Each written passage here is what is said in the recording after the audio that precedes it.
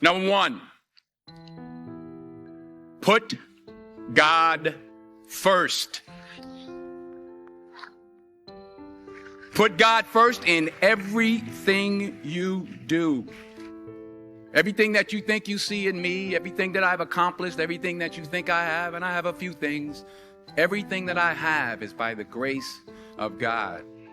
Understand that. It's a gift.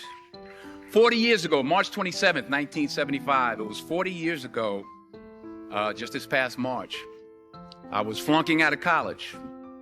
I had a 1.7 grade point average. I hope none of you can relate. I had a 1.7 grade point average. I was sitting in my mother's beauty shop. They still call it beauty shops now? What they call it now? Yeah, I was sitting in the beauty parlor. I was sitting in my mother's beauty parlor, and I'm looking in the mirror, and I see behind me this woman under the dryer. And every time she looked up, every time I looked up, she was looking at me, just looking me in the eye. And I didn't know who she was, and I said, she said, somebody give me a pen, give me a pencil. I have a prophecy. March 27, 1975. She said, boy, you are going to travel the world and speak to millions of people. Now, mind you, I was flunked out of college. I'm thinking about joining the army. I didn't know what I was going to do, and she's telling me I'm going to travel the world and speak to millions of people. Well, I have traveled the world, and I have spoke to millions of people. But that's not the most important thing, the success that I had. The most important thing is that what she taught me and what she told me that day has stayed with me since. I've been protected. I've been directed. I've been corrected. I've kept God in my life, and it's kept me humble.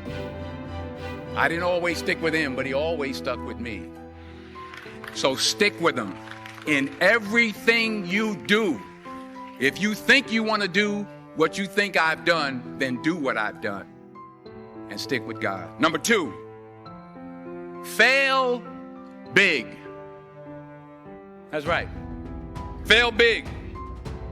Today's the beginning of the rest of your life, and it can be very frightening. It's a new world out there. It's a mean world out there, and you only live once. So do what you feel passionate about. Take chances professionally. Don't be afraid to fail. There's an old IQ test, was 9 dots, and you had to draw 5 lines with a pencil within these 9 dots without lifting the pencil. The only way to do it was to go outside the box. So don't be afraid to go outside the box. Don't be afraid to think outside the box. Don't be afraid to fail big, to dream big. But remember, dreams without goals are just dreams, and they ultimately fuel disappointment. So have dreams, but have goals. Life goals, yearly goals, monthly goals, daily goals. I try to give myself a goal every day. Sometimes it's just to not curse somebody out.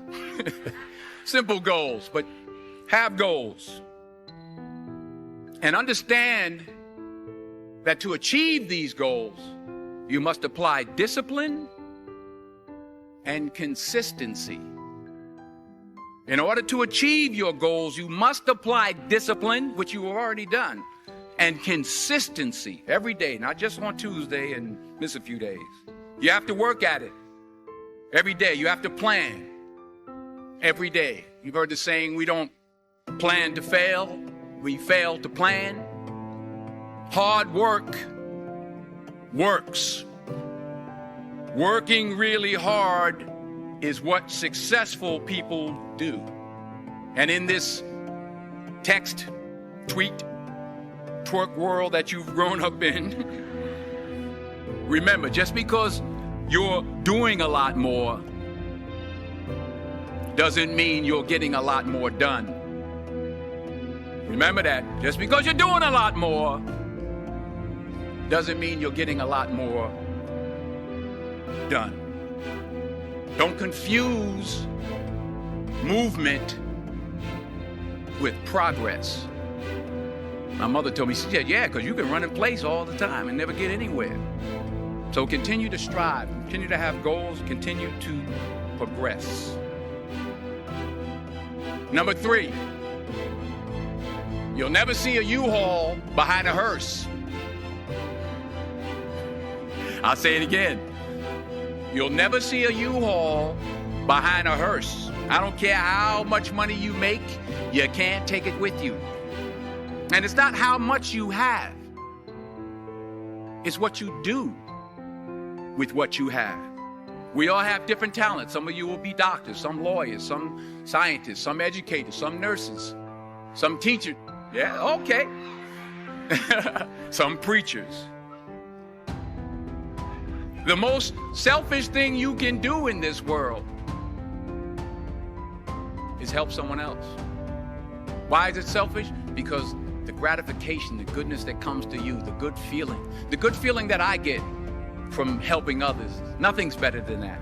Not jewelry, not big house I have, not the cars, but it's the joy. That's where the joy is, in helping others. That's where the success is.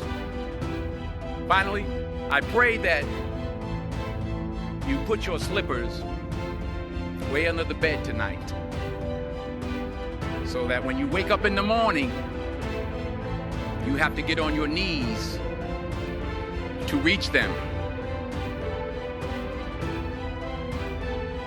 And while you're down there, say thank you for grace. Thank you for mercy. Thank you for understanding. Thank you for wisdom. Thank you for parents. Thank you for love. Thank you for kindness. Thank you for humility. Thank you for peace. Thank you for prosperity. Say thank you in advance for what's already yours.